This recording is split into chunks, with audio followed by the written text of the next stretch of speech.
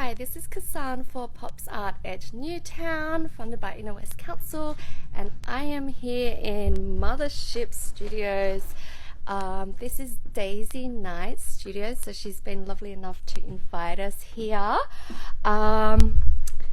Daisy, how are you today? I am okay. Thanks for joining us No for worries. Popsart. Look at this amazing hat that she's made. Anyway, thanks for joining us for Popsart today.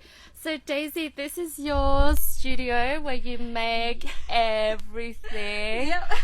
full to the brim. So inspirational.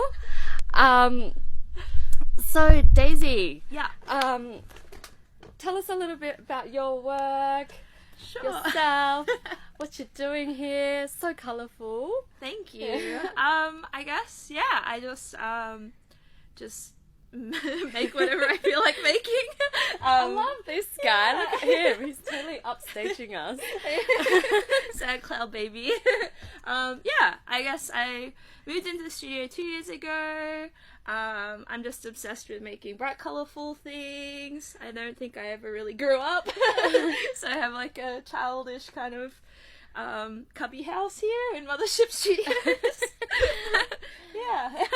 Anyway, definitely fun, makes me laugh. So how do you go about making something like this? Like, it So looks this- quite solid, actually. Yeah, here's a paper mache. So he's made all out of garbage. I love Mhm. to use trash mostly. Mhm. And house paints. Ooh, sad this is a cloud, little- baby. Another trash robot. This is a Nice. trash laser gun. Pew pew. So I love like sci-fi and fantasy things. Yeah. So what's your inspiration, like, to, what do you think inspired you? Oh, that's a good question. I think growing up in the 90s and watching 90s cartoons really made a big impact on me. All the sort of bright colours and wacky characters that, just really delighted me as a kid. And I used to just like draw them and be obsessed with like real monsters and things like that. And slime. I love slime.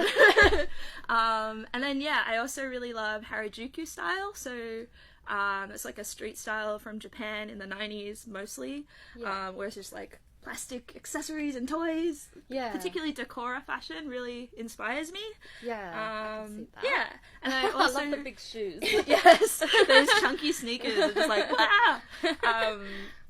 And I also super love outsider art, which is sort of like the art of people who are just obsessed to create, and they just create these amazing things. Yeah. Yeah, right. Do monsters and all these like caricatures, do they represent something for you, or like they're more like just like you're just creating and I don't know. coming out? I think like I drew this boy when I was real sad. I feel like sometimes it's fun to create a little character to embody how you're feeling, or to sort of make these little characters who are like when you feel like everything's too much. Sometimes it's nice to do a drawing or make a little dude. I don't know. Yeah.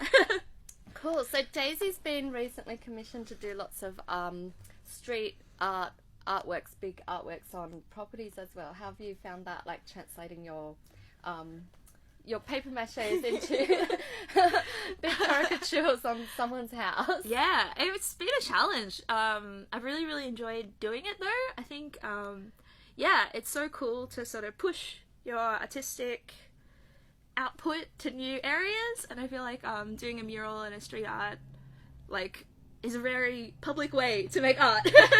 And having people walk down the street and be like, wow, I love it, or like bright colours, it's really cool. I really enjoyed the challenge. It was a challenge, but it was definitely worth it, I think. And working with the homeowners was so lovely as well. Yeah, because it was a bit of a collaboration through Perfect Match, Inner West Council initiative. I really liked your statement when you said something like you'd drawn monsters all over the house, and then you said, monsters are these monsters are friendly, some are spooky, some are slimy, some are cute, but they're all here to remind us to have fun. And I thought that was really sweet.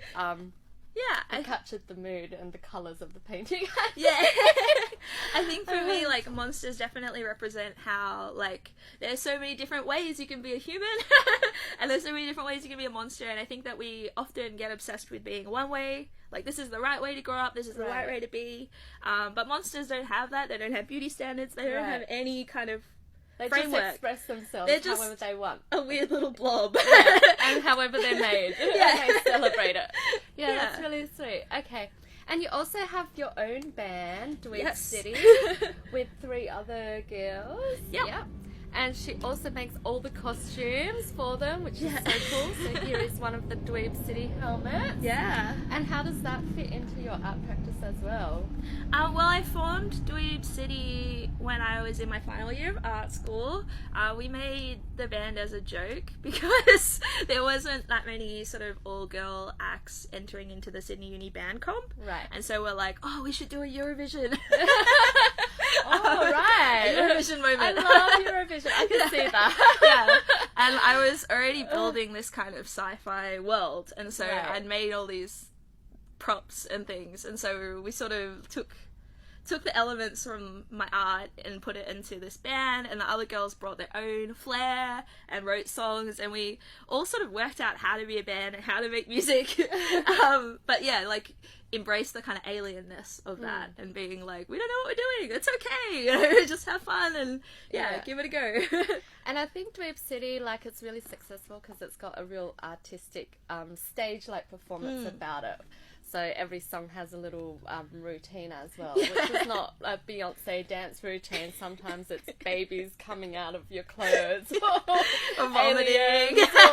Vomiting. Yeah. Very entertaining. So out of the box. And then Daisy, so this studio is packed. Like, I can clearly see that this is where you make and produce all your art. A lot of hours. Is so amazing. I just love it. So Daisy didn't want us to come here today because she said it was too messy. But isn't that beautiful to see an artist at work? Packed to the brim, and it goes all the way out the door, as we saw just before. So Daisy, you share a studio in a warehouse in Marrickville. This artist studio place is called Mothership Studios, run by Herbert Peppard, who is also amazing. How important is it to you, or do you think for the community, to keep these kind of spaces available, accessible for artists in the inner west and the inner city of Sydney? Yeah, so I think personally for me, before I was here, I was working on my parents' dining room table, and it led to a lot of fights. Yeah. And I didn't just look at the table right now. Made it awkward for dinner parties. But yeah, so I think that, like, how great, it's a badge. Sorry, yes. No, it's okay. So yeah, just having the space to expand and work in different medias and just, like, be able to just take over and just, like, make a mess and not be stressed about like getting paint on your parents' carpet or, you know, that is such a freeing thing as an artist. And this space, being able to connect with other artists, see how other artists work. It's also got an exhibition area, so you're constantly having new art come in, new inspiration, new people to meet. It's very inspiring, and I feel like it's been like a jump start for me as an artist to start, working harder and taking it a bit more seriously than doing rinky-dink little things that I could manage to do in my bed. And do you find that because you were able to produce more, produce bigger, do you find that your art career has also, you know, taken off a little bit more as well? Yeah, 100%. Yeah, so the Inner West Council has been so kind to me and offered me, like, the murals, and I've been able to do more exhibitions and just push myself further, which has been really exciting. And so Marrickville in particular, Newtown as well, but a lot of warehouse spaces like this, which are the house of artist studios at the moment, is getting rezoned as residential housing right now. And how do you think that will affect you, your practice, and your community, and why do you think it's important to retain these spaces? Yeah, I think Sydney?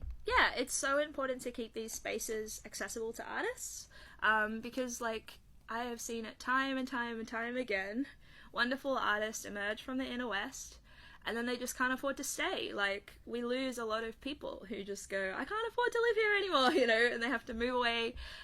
We've lost a lot of great bands. I mean, lost like they're dead. No, they just moved elsewhere.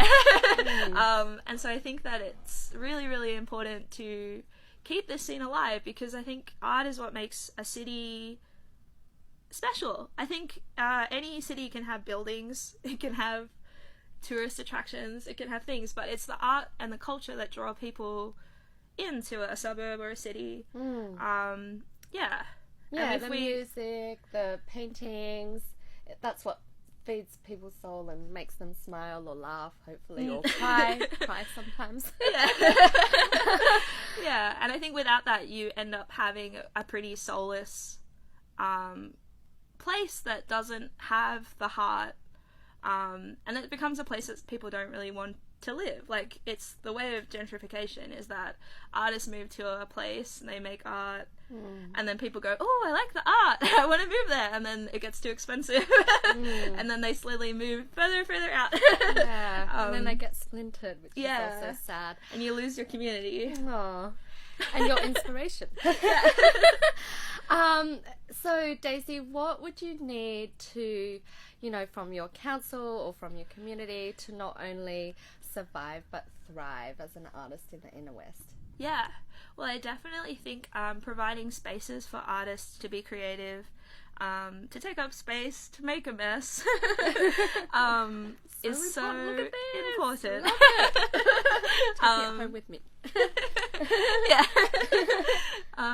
What else is in? Yeah, I think, like just giving spaces, giving grants, giving opportunities, actually like engaging with artists. It's expensive to live in Sydney. We all pay rent, we all pay bills, and we all need the time to create as well. So to have a affordable studio, or just even a studio that's accessible, is important. Yeah, really helps to I mean, you can actually afford to buy paint and things like that. Yay! Okay, so thank you, everyone.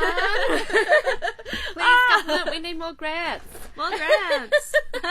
Thank you so much, Daisy. I hope to see more of your artwork next year. Yeah, hopefully. And you can follow Daisy on Instagram, Daisy Attack, and Facebook, DWEEB City's on Facebook as well. Yeah. Where else can we find you? That's pretty much it. Awesome. Book DWEEB City and they are amazing. I'll put up the links as well. Thank you. Thanks. Yay.